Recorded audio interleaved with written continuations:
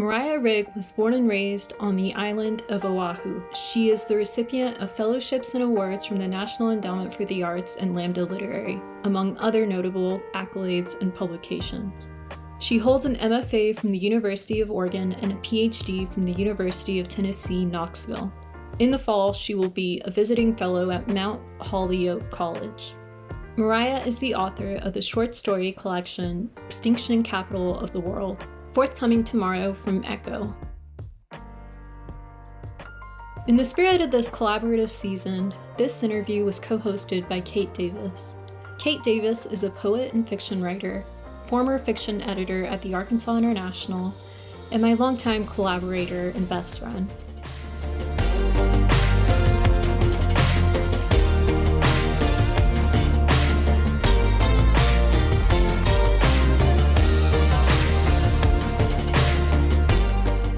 Can you tell us a little bit more about your grad school experience and how it shaped your writing practice? Yeah, I did my MFA at the University of Oregon, and it was super foundational for my work. I read a lot of actually collected linked stories, like linked story collections there, which I think maybe subconsciously I'm starting to realize as I do a lot of publicity stuff that it super impacted my first book. Like Edward P. Jones, Jason Brown's work, Kali Fajardo Einstein's work. So all of that was like super instrumental for me in terms of starting out writing and also writing this book. And then after my MFA at the University of Oregon, I needed health insurance, and it was COVID. So I applied to PhDs and actually just finished my PhD at the University of Tennessee. And that was a different experience. It still was very workshop heavy, but was also more academic. And I think that really helped me to situate my work more in both a critical and creative lens, because it introduced me to more scholarly work. And I also had to do some of my own scholarly work too. So that was super helpful in terms of thinking about my work, not just within like my own life and creative practice, but also in terms of how it was relating to other scholars and writers that I really respect. Along with that, how has the colonization and occupation of Hawaii impacted your relationship to academic spaces in the academy? And do you ever feel constrained by institutional policies or perspectives? 100% feel constrained, like a lot of the time, specifically, I think, in more critical academic spaces, because a lot of the people still that are writing about Hawaii and Oceania are not of Pacific Islander background. So there's a sense of distance, and still a sense of almost like ethnography kind of happening, which is like not cool at all and made me very uncomfortable in a lot of my classes. Or not a lot of my classes, but I think it was the onus of someone from a certain background to have to explain where they're from is still very present in academic spaces, specifically critical spaces, I think. And so it's something that I don't think is fair. And I think that we're still working through as like a society, both in like a critical and creative space. And that's part of the reason why I like wanted to write about Hawaii, not for outsiders, but for myself, to show that there was a space for these sorts of stories. I think it's really hard to think of the places that you come from as capital L literature when they're not the things that you're taught to read, that you're reading in academic spaces. And so it took a lot of unlearning, actually, I think, to write this collection, because when I first started my MFA, I applied with stories that I had written that were set and about characters from Hawaii. And then my first year, we were reading so much that wasn't that I started kind of writing things that were not of myself, of my background, or of like the place and the people that I loved, because I was trying to fit into that idea of what capital L literature is. And then I realized one of my professors, Matt Johnson, was kind of just like, is this like what you want to be writing? Like, who are you writing for right now? And I was like, I had thought about that over winter break, and I realized that like it wasn't really what I wanted to be writing. And so I started the stories that actually would end up being in this collection, though obviously they were very different then and unpolished versus what they are now.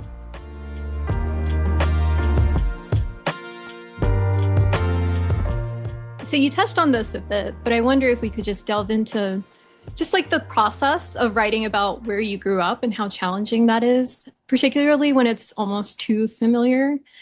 And maybe you could share any advice you have for writing about the place that you grew up. Yeah, I think that idea of familiarity is something that maybe like I didn't even think about when I was writing about Hawaii because it was just like I feel like because of the settler colonial rule in Hawaii, like I was always learning too because there's so much that is obfuscated from the stories that like are told day to day to people that even live here. And so I think that a lot of people that live here and a lot of people, even like people I know that are Hawaiians, are like having to relearn their own history and relearn like what the settler colonial occupation in Hawaii like actually resulted in and continues to result in today.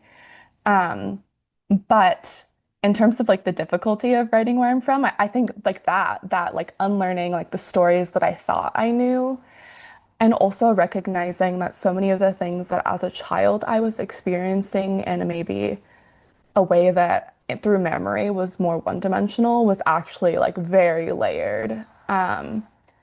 Because obviously, like, memory, we're like always erasing things when we remember things. Every time you remember something, you like change the memory.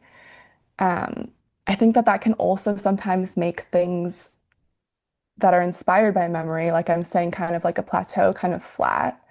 And so in fiction and in life, I think it's important to kind of like delve into those things and recognize the ways in which they're more nuanced. So that was something that I still struggle with. I think when I'm writing about Hawaii, I'm writing a novel right now that's kind of set. The first part is set there, and the characters are from there. And yeah, it's something that I'm still kind of like having to tease out and interrogate in myself in my own writing. So you kind of touched on this already, but does your background or heritage ever show up in ways that surprise you craft-wise in your writing? Yeah, craft-wise, I think that I didn't realize how much my writing was kind of like pushing against this Western idea of linearity until I like saw all the stories together and I was like, oh, actually, I keep breaking time. Like I keep fragmenting things. Like why is that? And so I think that's kind of like a surprising way that I've seen it come up. I've also seen it come up maybe in less of a craft way, but more of just a content way, this idea of kind of like shame, which I didn't even realize was like tied to really my Samoan heritage until I read the stories again in copy edits and was like, whoa, there's a lot of shame here for characters that have similar traits to me that I also realized I had had shame about throughout my whole life and still continue to have shame about. And so those were two ways that those things came up that surprised me. And I think that I want to learn from both like in my life and in my writing. I think that I've been thinking a lot about how my writing allows me to maybe be more brave in my own life, but also allows me to kind of like act out the ways in which I'm not allowed to be like messy or bad in my real life. And so I'm kind of excited to see the ways in which like future writing might allow for more of that.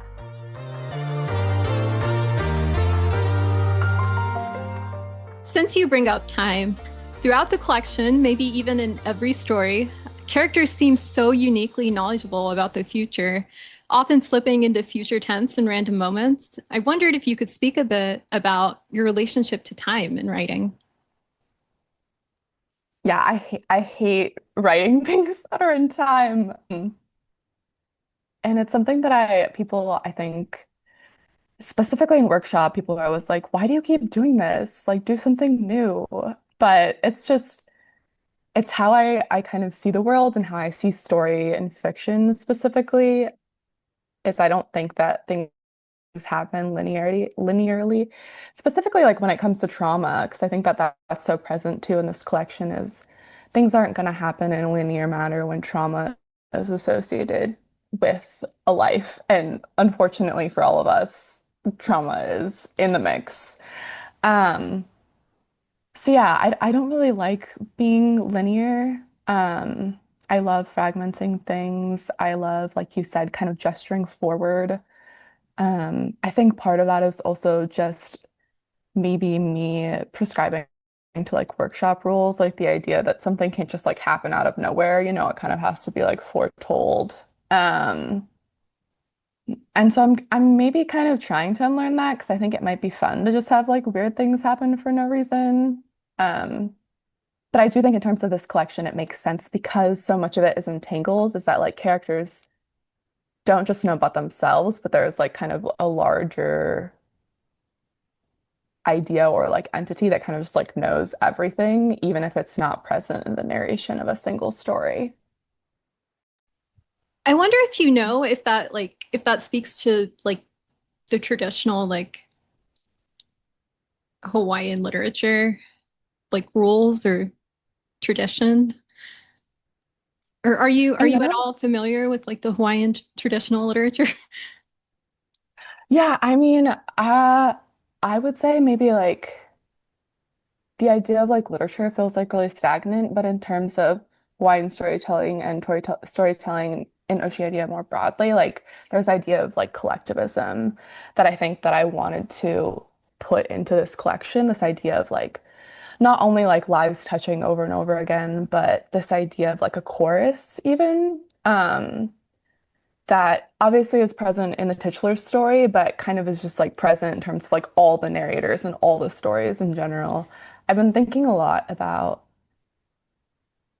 not to keep mentioning my novel, but working on this novel is like I've been thinking about like what it means to write about Hawaii in a monovocal way. And I don't think that there like really is a way to do that that is true.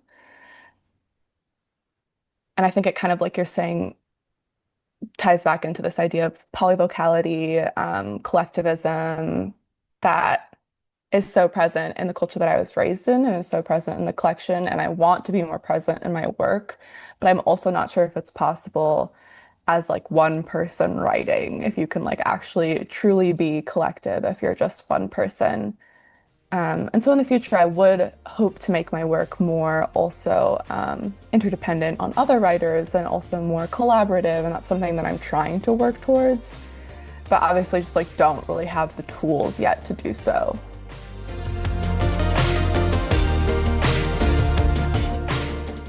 So as you were writing, how did you keep track of like the timelines for the different characters? Did you reference like a family tree or like a chart? Like what was your process there?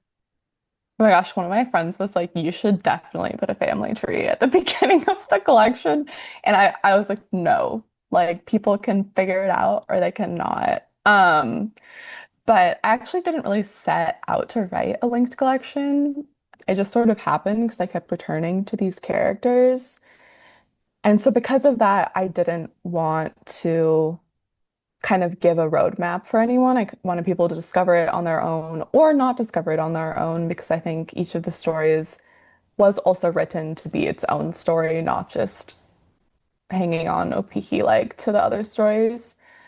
Um, but in terms of kind of how I balanced it, it was hard. Like I said earlier, I did read a lot of Edward P. Jones in grad school, and his two collections aren't just linked to each other, but they're also linked to his novel, which is just like genius brain. You're like, oh my gosh, this is wild. How does this man do this? So that really influenced my work. And I also I think that obviously like reading that sort of work teaches you how to do the same thing with your own brain. And so being exposed to that early on, I think kind of helps me train my brain in order to hold those things. I also think that maybe it's good training for writing a longer form thing like a novel, like being able to hold all of that. So hopefully it'll be helpful, but we'll see. Since you bring up the collective, could you speak a bit about point of view and how you go about choosing which point of view for each story? Yes, I I actually don't think I like pick. I kind of just start writing in a thing. I typically, before I start writing a story, will be thinking about it for like months or even years. And so the voices kind of just start being in my head. And so I usually just start writing from that voice that's in my head. In terms of stories that kind of play with point of view more, I'm thinking maybe Parthenogenesis is one of them because it's in the second person and then it kind of breaks at the end into a different point of view. That other point of view actually like came out in revision when I was realizing that the point of view that I was writing in was something that needed to be broken and played with. Um, and so I think that it really depends on the story. You become the writer that the book needs, you become the writer that the story needs. So yeah, some of it happens in revision, some of it I'm just, walking around with voices in my head because I'm thinking about things so much. And some of it too, like Extinction Capital of the World, which goes between the collective and the third, was me wanting to, one, have let that more collective voice, but also being really inspired by the story Jellyfish by Danielle Evans, where she alternates between a father and daughter point of view. So Extinction Capital of the World, actually the first draft was like two different stories, and then I put them together and was like, oh, this would be so cool to do, and also like add this collective too, because I wanted the collective point of view. So yeah, it's honestly a hodgepodge depending on the story, really. Well, kudos to you for trying second person in particular. I got so much flack in my first fiction workshop in college for attempting that. Yeah, people hate second person. I'm like, I don't understand why. Maybe it's like, I don't know, maybe it's like people resisting the idea that they don't want to be told what to do. Like, what's the deal? I think so. They're just like, I'm not in the story. Why are you saying I'm doing these things? And it's just like, just do them. Imagination, come on.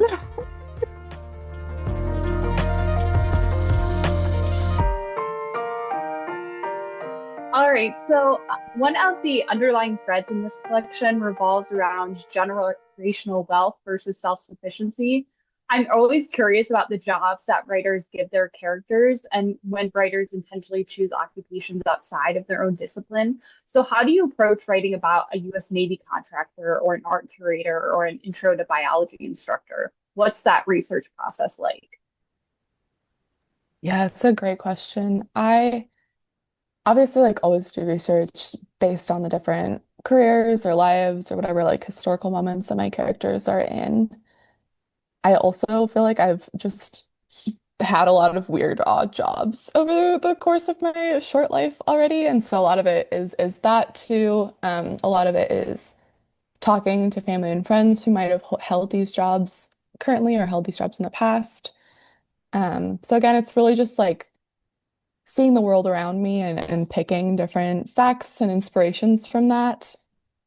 I think for me, sometimes it's like hard to pick a job for my characters because I don't know, I'm like always just more interested in like the sensory lives of my characters and like what they're doing on the daily. But I think that like work obviously is so important because I think it informs like what we do is directly, unfortunately, mirrored back into like how we live other parts of our lives. And so kind of thinking about that, I think is sometimes hard for me, like the ways in which a career or someone's work might affect how they interact with their mom or their child or a dog on the street, you know? But writing so many different types of careers, I think a collection specifically like allows you to put on different hats and kind of like try out different character work based on what the character's labor is, which is interesting and also hard. On a similar note, you bring in a lot of historical context throughout. Can we talk a bit about your desire to adhere to historical facts and events throughout the collection? Yeah,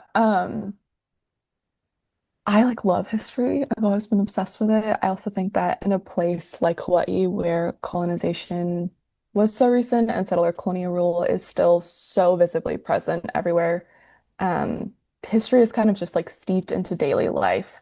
Obviously, it's present in the continental United States and so many other places, but here it feels like literally behind the door everywhere. It's like always the door is opening and there it is. And so history was super important to me for that reason. In terms of historical fact, my fact checker would not agree with you that I adhere to historical facts because there are so many moments where she was like, "What are you doing? Like, this is wrong."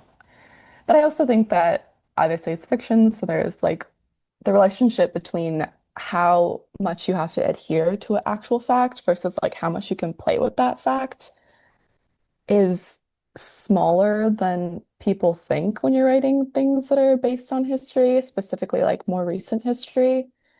And I maybe tried to push that too much sometimes, where my fact checker was like, no, you can't do this. It's too close. You have to change it. And so there were moments where things that I had written, history that I had written had to kind of be changed, or not changed, but had to adhere more to actually what had happened. It didn't really change the stories in terms of like content or character or theme, but it did teach me that I guess I have to do more research sometimes because a lot of the time, like when I'm doing research, I'm just talking to people I know in Hawaii rather than like looking at a book. Because I think that the stories that we tell each other are more important than the stories on the page because like so often, like the person that writes history is not writing it from the points of view of the people who are like actually living on the ground in the place. And so maybe my fact checker was wrong, like who knows, right? But yeah, I think it's so hard and it's so delicate because those things are like always being written and rewritten. There are moments in the novel that explore the tourist industry and sorry, I know I'm going to say this wrong and I want to say it right. Hawaii? Is that closer to That's good. no. As long as you're not being like Hawaii, it's like fine, like that's like I can't. I was actually just watching have you seen Perfect Match? It's it's a reality TV show. It's really Oh, trashy. yes. The one with wait, the one with Britain, that episode where Yes. she's like educating. Yes. Yeah, She's I like, love I'm that from episode. there. And the guy is like, where is that? Because he can't like recognize the correct pronunciation. It's so funny. But yeah, I immediately like thought of you when I saw that. I So actually wrote about that. Sorry, no, no, but no, go on, go not to on. interrupt you. I actually wrote about that in the critical introduction to my PhD dissertation because I was like, this is so emblematic of like, you know, being from Hawaii and like people being like, what? Like, oh my gosh, an island, or like just saying like weird things to you. So I loved that. And I love that idea of like the need to educate that is like put as an onus onto people from a place or of a place. So I love that episode. And I think that if you haven't, you should watch the season. I don't know if it's season one or season two of Too Hot to Handle, but there's a character from Hawaii in it and wild things happen. That's all I will say. I haven't seen that yet, but I should. I don't watch a lot of reality TV. I only let myself watch it at the gym. But I love when it captures like the perfect like microcosm of society and how terrible everything is. Yes, also respect you for not watching it. Your brain must be very healthy.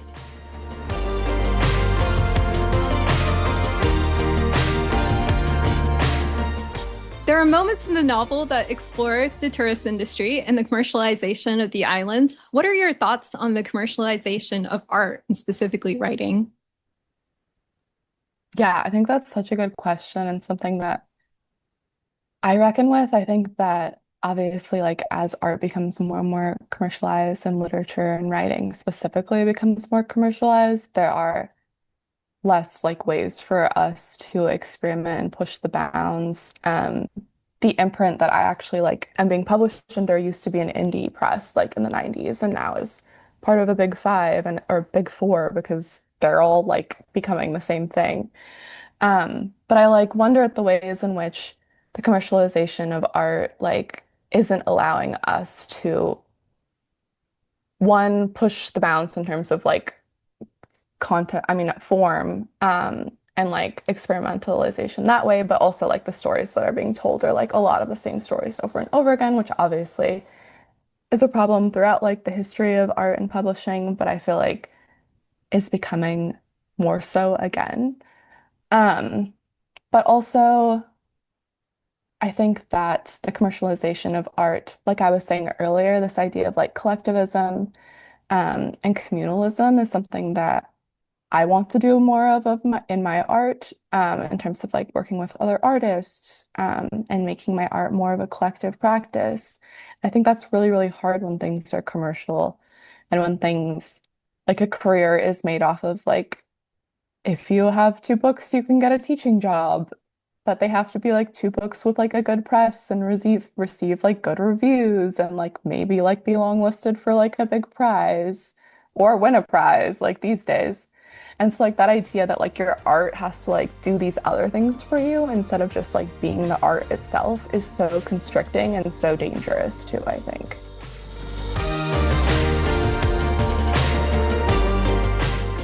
Do you have a favorite story in the collection or favorite characters? Do I have a favorite story? I feel like for a long time, my favorite story was Dawn Chorus. And when I first sent the collection to my agent, that was the first story because I was like, I feel like this touches on so many themes of the collection in terms of like the environment and like a queer love story and also like the occupation of Oceania, and some of that intergenerational trauma that we've been talking about.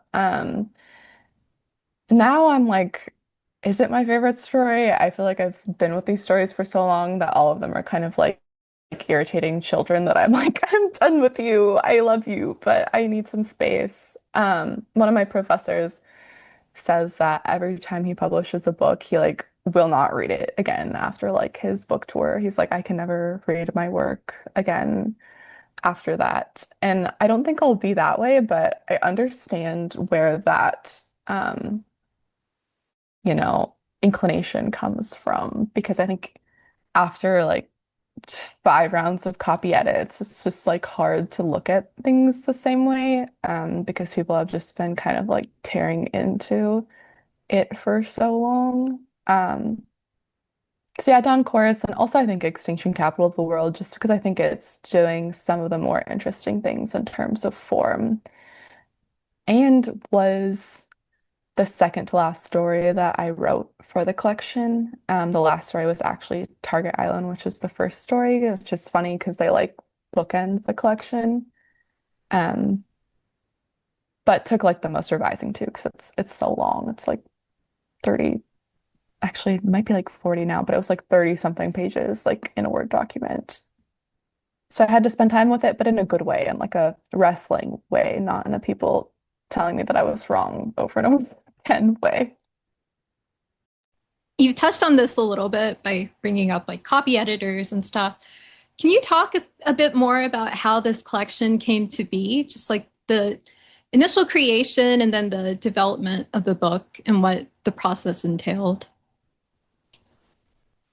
Yeah, so I talked about it a little bit earlier, how the story is kind of like snuck up on me in terms of them being linked, and also me returning to writing about the place that I was born and raised. In terms of like the process from the completion of the collection to where completion, like, where like you send it to an agent and then the agent sends it to an editor and then the editor is like, oh my gosh, I like this, but I'm not sure if I can buy it. And then you have to like wait for them to give you an offer. But yeah, like the completion where I was like, oh, this is done to now. It actually like changed a decent amount, not just in terms of my fact checker being like, you're wrong. I feel like I sound like such a diva saying this over and over again, but I respect my fact checker so much and I am so grateful for her. But also one of the stories that's in the collection wasn't in the draft that I had sent to my agent or the draft that I had sent to publishers, and a different story had been in it, which was a story that was written from a completely collective point of view. So it was like always a first person plural. That story got taken out, because my editor didn't feel like it was just kind of like vibing in terms of themes. I don't think it like dealt as much with like the environment, maybe intergenerational trauma as much. And then the story, The All of It, which is about this mom dealing with kind of like her overbearing aunt and raising her child on her own. it's kind of like a domestic horror story almost, got put in because I had been wrestling with that story for like 4 years. And I like finally finished it. And my editor was like, "Oh, do you have any other stories that could go in?" And I did have a bunch of other ones, but I didn't want them in the collection.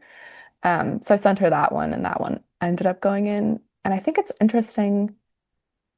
People like think that the book you sell is the book that goes on shelves, but it's really not true at all. So much work goes in with the editor, and with fact checkers and with like your publicity team.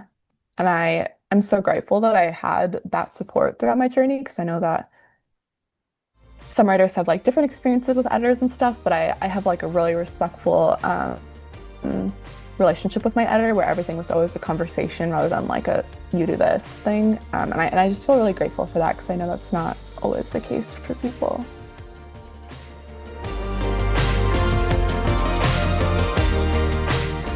So I think the collection ends on a hopeful but cautious note.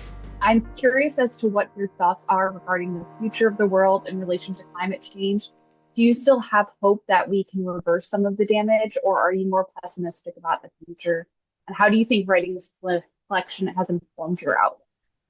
I think I was more hopeful when I wrote this collection, because I actually sold it like a year and a half ago and had finished it probably like a little over 2 years ago when I was working with my agent, like about to send it out. And I feel like then things felt like maybe they might be all right. But over like the past years, I think with just the unprecedented like climate storms that are happening literally across around the world, in terms of I like 2 days ago I read that we had passed our I forget it was like ecological receipt or something for the year. So like the rest of the year we're like operating on ecological debt. So we're like spending our future now. Like those kinds of things like have me not hopeful currently. And so it's really hard. I think this book obviously does end on a hopeful note in terms of maybe the environment, but specifically like the relationships between the characters and the stories. And I do think that those things are separate. I'm not sure. I'm actually not sure to like revise what I just said if the collection like is like hopeful for the state of the world because specifically in like stories like Dawn Chorus, like shit's bad. But yeah, to answer your question, I'm struggling with hope, I think, right now. I do think that there are ways that we can continue to show up for each other and work towards, making the spaces that we are in and also like the collective liberation of peoples globally. But in terms of the climate, I think I don't have a lot of hope to just say it for like a 10th time. On that note, what do you think the value of stories/literature is in 2025? I think that like stories and literature have like more responsibility now than ever, not only in terms of kind of revising historical discrepancies or like colonization, but also in like showing the light of people's lives right now. And I think that that can be, I had someone ask me recently, like if that was something that made me scared to write, or if I felt like there was like more quote unquote pressure. And I don't think that's true. I think that, the ways that we show each up for each other in our day-to-day lives are the ways that we need to show up on the page too. And sometimes that requires more intent, but I think that it makes the work more fulfilling. I think it makes me, it makes me at least like feel better about my life when I know that like the work I'm doing isn't just like about myself, if that makes sense. But I also like this is my first book. I'm still like figuring it out. I know that like the work that I'm doing is not perfect or enough And I have a lot of work to do on myself and in my own work. And so that's something that hopefully someday I and we all will get to, and hopefully we have time to like get there, but it's just, yeah, showing up every day on the page and off of it. Because I think people think that also that they can just write and not, you know, show up for other people in their day-to-day lives. And I don't think that's true. I don't think that's possible. I think that that's like disingenuous. What do you most hope people take away from reading this collection? Yeah, I think the obvious thing is I hope people start to think about their own relationship to not only the occupation of the Hawaiian Kingdom, but also like the occupation of lands everywhere. Um, so that's like the big thing. But I know a lot of people will read it and like not think about that at all. So I hope people think about that. But I think that maybe it's a pipe dream.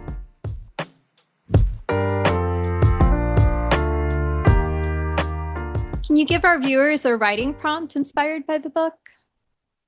Yeah. So the first story, Target Island, which I had mentioned before, was actually the last story that I wrote in the collection, kind of like tracks this man's relationship to an island throughout his whole life. In terms of a writing prompt, I think a great one would be kind of think of a character, write a one-page scene from a moment in their life from age 5 to 75. So seven one-page scenes and kind of like see where that takes you. For my story, it ended up being a short story, but I also think that this could be like a really great way to think about drafting a novel character because kind of looking at those different spots of a character's life through 70 years is a great way to think about character across time, even if your story or novel doesn't end up being like covering that much time, thinking about the ways in which your character changes is super important to character development. So, along with that, what are your best strategies for revision? Yeah, for me, I rewrite every single sentence of a story or like anything when I'm revising it, which some people think is ridiculous. But I think is super helpful in terms of like cutting things for clarity, but also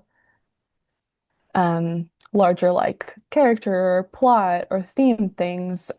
Before I do that, before I rewrite every single sentence of my draft, I do go in and leave myself questions in the margins, whether that's like on a hard copy or in like a Word doc. And so when I'm rewriting every single sentence, I'm like looking at those questions that I asked myself in the past and like either answering them or deciding that they're not things that I want to answer. Because for me, I think the learning process of revision was realizing that not every question needs to be answered. Sometimes if you answer every question you have of a story, the story actually becomes trash. But having them there at least like reminds me that I have those questions, or other people, if I had shared the story with other people, have those questions, and deciding if the story is kind of served by answering those questions is a huge part of revision. So yeah, I think questions is like the hugest thing is like writing a list of questions can really help you decide where the story needs to go, what's already being answered. So sometimes even I'll write a list of questions before I write a draft and then kind of like put the draft away for like 1 to 3 months. And when I take the draft back out, I'll look at the questions that I wrote before I wrote the draft and be like, oh, is my draft answering these questions or not? So yeah, I'm always thinking about like having conversations with my past and future self when I'm revising, which can be confusing, but it also is helpful because I think it layers things for me. And I think that the writers that I respect are also doing that, like layering stuff.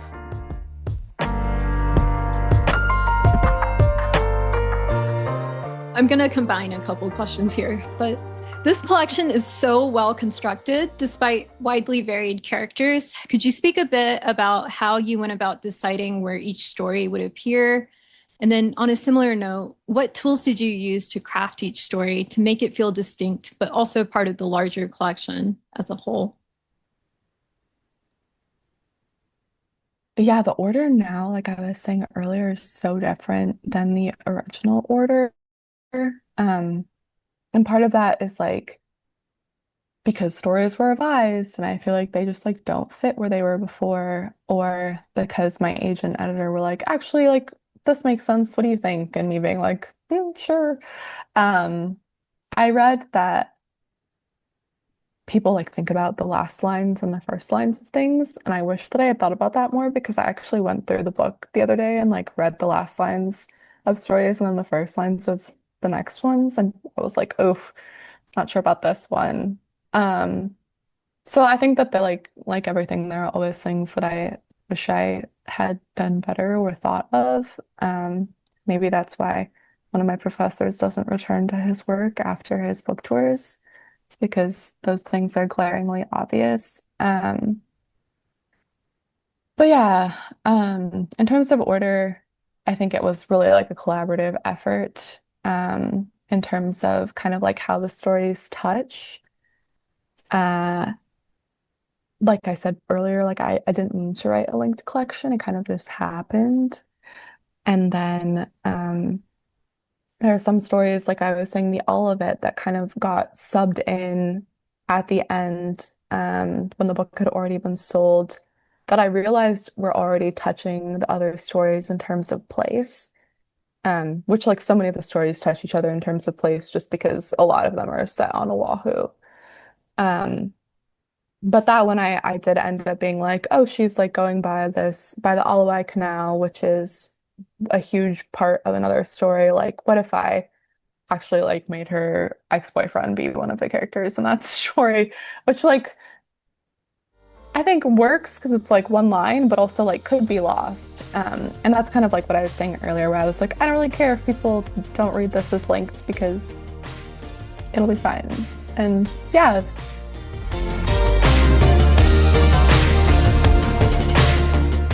Motherhood also plays a prominent role in the collection. Could you talk a little bit more about how motherhood has influenced your writing? yeah, I'm not a mom yet. Maybe I'll be one someday. Um, but my mom was a single mom for the first few years of my life and also was, I think, just like a formative presence in my upbringing and also now, I mean, obviously for so many of us, but my mom is like larger than life in so many ways. And so that impact on my collection was huge, and the book is actually dedicated to my mother because like I got to do so many things that my mom didn't. And literally everything that I am is like made possible by what she gave up for me. And so the stories obviously like are super impacted by that in terms of in character, in terms of the dedication, in terms of I think motherhood kind of like echoes across like mothers that are able to be there for their children, also mothers that aren't, children that maybe feel like their mothers don't step in, children that want like other mothers. And yeah, I think that it was really like the impact of my mother and like the relationship I have with her and what she gave up for me that really made that loom so large in the collection and also kind of loom so large in like future work that I'm thinking about too. One thing that we noticed repeat a lot throughout is the color yellow. I wonder if you could speak a bit about yellow and how it appears in your writing and in your life. Yeah, honestly, like I did not notice that. It's so interesting because yellow is like, in terms of like color theory, is supposed to like make things brighter. So maybe because the book is so sad, I subconsciously was like trying to make things brighter by including yellow. I don't know. Um, I also wrote a lot of this collection when I was not in Hawaii in places like Oregon that were like so gray. Um, And so I think part of me maybe was like reaching towards the sunshine of my childhood while writing this. Um, but yeah, I think I'm interested in thinking about it through like a color theory lens, like now that the book is done, and it's something that I'm gonna have to interrogate in my own mind. that color theory. Like, why was I including so much yellow? I don't know. I think it's so funny that you're saying that from a yellow chair. I know, I'm like, there's yellow on my dress. I'm in a yellow chair. There's a yellow hat behind me. Like, it's very strange.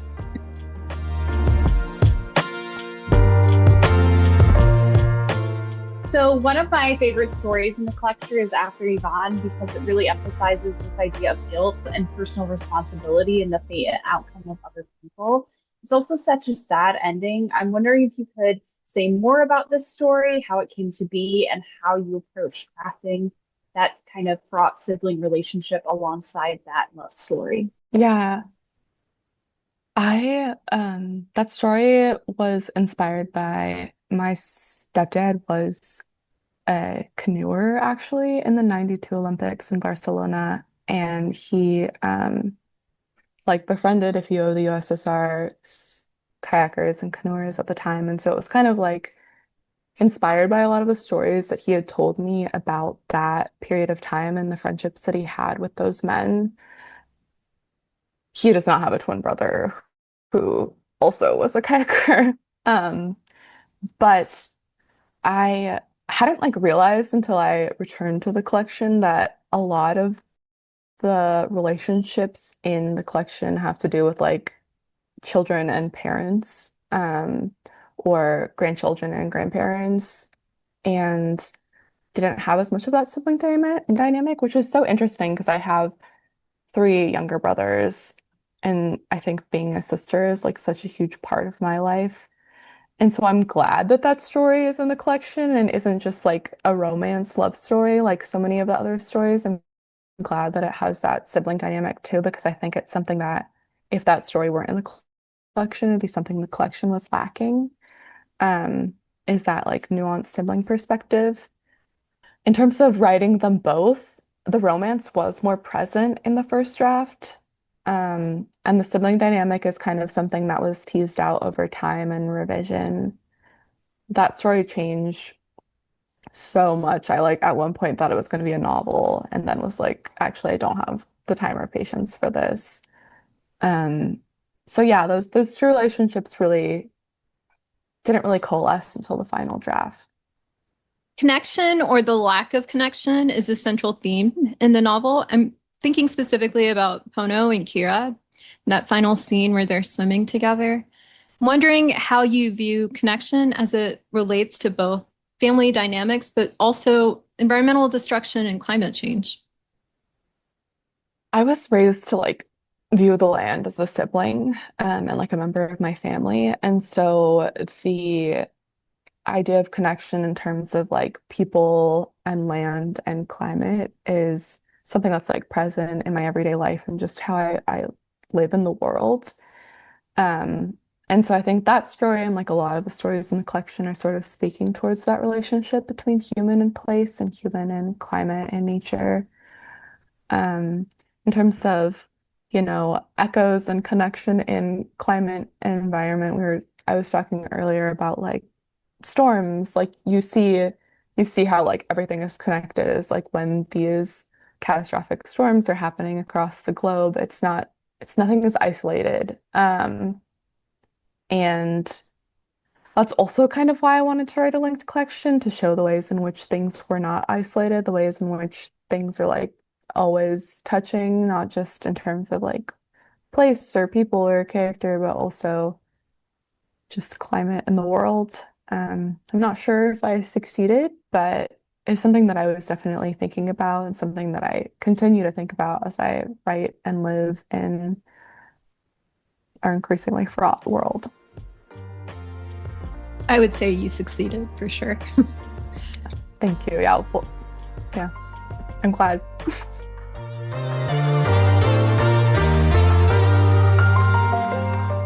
You touched on this a little bit earlier, but can you talk a bit more about your submission process? Oh yeah. Um, so I like wrote like probably three different drafts of this book and was on sub in terms of like my agents.